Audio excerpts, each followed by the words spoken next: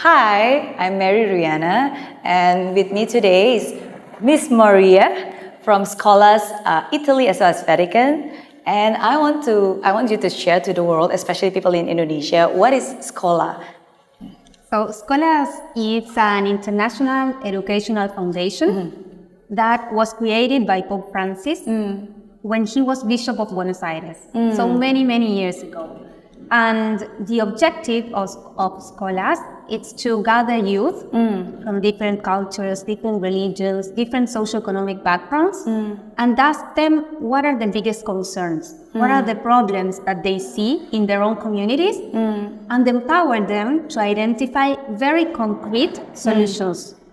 So we do different type of projects, mainly to give voice to the youth, create safe spaces for them to be able to express themselves, and empower them to take action in the concerns, in the problems that they see in their communities. Okay. And we do this worldwide. Okay. So it's from the youth to the youth. Absolutely. Wow. Absolutely. Okay. So what is considered youth? From what age to what age the youth can participate? So in our heart, adolescents. So students that are from 14, 15, 16, 17. This is a very difficult age because it's an age in which they are making a lot of decisions. That's true. But for adults, it's quite hard to actually understand what they are living, what they're doing, and actually support them. So that is our core age. But actually, we have seen that the problem that the adolescents have are not only problems from adolescents, are problems from all different ages. So we are working more and more with youngsters that are a little bit older, like university students or university age students, and also with adults. Okay. So it's a very wide range, but our heart, our focus is the youth. Okay. Tell or share us more about the exact activity. What do you guys do in Scholars? So in different places of the world, we do different type of activities. Our main project is a project that works with schools and getting together children from different schools. So this is very interesting because we promote a school that has no walls. So like avoid the divisions between schools and also inside each school between classes and between subjects and get students together to learn from the subjects that they are more interested in. This project is called Scholas Citizenship. We did it in Jakarta a couple of weeks ago with 20 schools, 200 students, more than 20 teachers, with the support of the Ministry of Education as well. And the students identified different type of problems and they created solutions. So I hope that you will be able to listen to their testimony because they are going to present these solutions to Pope Francis in a couple of days. Wow. Okay. So now it's not just Scholars Italy or Scholars Vatican, but Scholars Indonesia. Yes. So this is the first time. This is our arrival to Southeast Asia. We have worked in different countries. We worked in Japan and we have different projects in Africa, a lot in Latin America and a lot in Europe as well.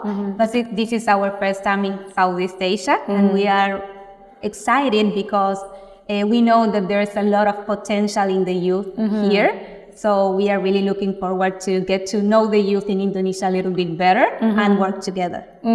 How was the experience? It was a 10 days every day. Is it like a workshop or something? Yes. So it was 5 days and every day, yes, like followed. 200 students from morning to afternoon, so the whole school day. And it was great. I mean, the students shared a lot of what they feel, got to express a lot. We also do different type of activities. So we know that students use different languages, or youngsters in general, use different language to express what they feel. So for some, words are okay, and concepts, and try to deepen on ideas. But for others, it's more difficult. So they use music, or they use painting, or they use poetry. So during those whole days, we give them the opportunity to choose different languages and to express the way they found more comfortable. And yes, it was amazing. A lot of students shared their sufferings their pains. And the good thing is that it's not only us who are like giving a voice of support, but also the rest of the students, because they learn about empathy, they learn about collaboration, about working together. And so, I don't know, it's a beautiful experience. Yeah, I mean, I think it's important for the people, especially youth nowadays. It's not just learning about the intelligence, but also having empathy and embracing themselves, their uniqueness, their own voice, and be able to actually speak out. You know, if there's a problem, and then of course thinking of solutions and get help from people, and just knowing that they are being loved and supported by the people around them, I think that's already very meaningful, right? Absolutely. So Pope Francis usually, when he's asked about what does Scholas does, he speaks about harmony. And he says that Scholas' educational proposal creates harmony between the language of the mind, the language of the heart, and the language of the hands. So to be able to think what you feel and what you do, and to have these three languages harmonized. So that is, I believe, a beautiful concept to take to education. And then also for us, it is very important, something that for you is very well known, that it's the idea of unity in diversity. I mean, everything we do, we try to get students together, people who don't usually get together. And sometimes we do it internationally, so students from different countries. But there's no need to do it internationally, because maybe you live in a building and you don't know your neighbor. Or maybe you attend to a school every day and you don't know nothing about the student or the person that is sitting next to you. So it's very important to create this safe environment and to put the students who are diverse together, and because in that way, it's the only way that they get to know each other, they empathize, and they are able to actually work together and create a better society for all. Embracing the difference. Absolutely. Yeah, because that makes the world beautiful and unique. Absolutely. Right? So how if we want to participate, especially the youth in Indonesia who is watching this and like, oh, I want to participate and be part of this scholars, what can they do and how they can participate? So, you know, the language of the youngsters also has to do with technology, with social media, so we are there. You can search for Scholas Indonesia, and you will find our accounts, social media accounts, and you can ask there and we will answer all of the questions to become part of this global community. So it's like the informations, the programs, and the activities is all going to be in the Instagram. Everything there. All right. And how does us as like the educators, as the parents, as the adults, if you want to give a support, what can we do to support these scholars? Yes, that's a great question. So also in our website and in all our social media, there is a lot of tools also to get to know the projects, the programs, everything that we do. So that is one part. But you were speaking about teachers, one of the people that you mentioned. So we work a lot with teachers. And we do a lot of training, we do a lot of also workshops that not only have to do with learning more technical skills, but also to like falling in love with the vocation to be a teacher again. Because we know here and everywhere in the world, a teacher like moves for the vocation. There's a call, an inner call that you answer, and we know that it's not like the best rewarded job in terms of social security and all this stuff, but it's the most rewarding job in terms of meaning and purpose for the teachers. So we do try and support teachers from all over the world and give them more tools to be able to work with the students. And we are also starting to work with families. So in different places of the world, we have projects that involve also families. For what I was saying before, it's mainly adolescents. It's a difficult time to support the students. So we know creating a community of families is also very important. So we try and give an answer to all. Of course, we are, limited. It's impossible to do all, but when there is a call, we try to answer. That's why we do it together, because it's not just about one person's missions or a few groups' missions. It's everyone's. Absolutely. Everything missions. we do in partnership.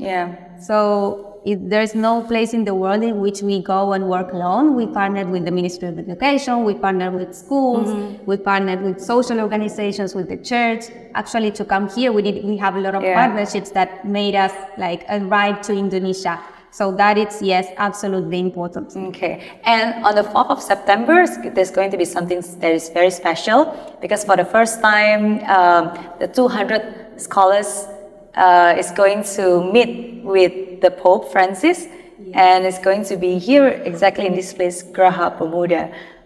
Can you tell us a little bit more about what's going to happen? Yes, so with the students during this Scholar Citizenship project that I was speaking about, we did a collective work of art. That it's a big polyhedra that has the shape of a heart and that tries to express the feelings, the emotions, the beauty and the diversity of Indonesia. So these students were part of this work of art, of like the creation of it. And not only the students from Jakarta, we traveled to many islands. We also work with prisons, with different social organizations, so everyone could be representing. So on the one side, this beautiful work of art will be shown to the public for the first time, and it's important that this work of art will remain here. So it's something that everyone will be able to know, to see, and hopefully also to collaborate, because it will have a digital part. So from anywhere in the world, you can see the polyhedra and you can write or leave a message there. So that is one part. Then another part is that the students that were part of the project that will present their ideas and their concerns to Pope Francis will also introduce what are the solutions that they want to achieve. And they will be accompanied by the Ministry of Education. So the idea is that us, together with the ministry and all the students, would work on make that solutions happen. So start to create projects listening to the voices of the youth. And then, as a final part, we will plant a mangrove tree. We know that mangroves are really, really important in Indonesia, and they are also a symbol of the fight against climate change and the fight towards sustainability in general. That it's also a very big, important message that Pope Francis gives. So we will plant a mangrove tree as a symbol of the commitment towards working for a world that reaches sustainability. So those will be like the main details of this beautiful event that we will have. So lastly, what do you think is the Pope Francis hope for scholars, especially in Indonesia? So actually, yesterday I was reading something that Pope Francis wrote a little bit, like a couple of weeks ago. And he was saying that this part of the world has some poetry that the Occidental part lost.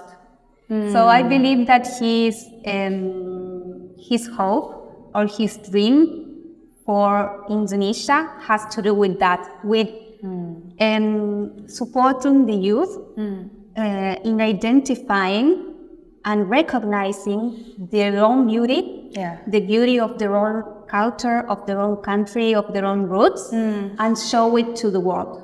So I guess that is one of the most beautiful dreams that one could have. Thank you so much. Thank you for sharing. Thank you. Thank you for being here in Indonesia. We are looking forward to create more impacts positively in Indonesia as well, together with Scholars Indonesia. Thank you. Thank you for being here as well and for getting to know this better. Thank you. Thank you. God bless.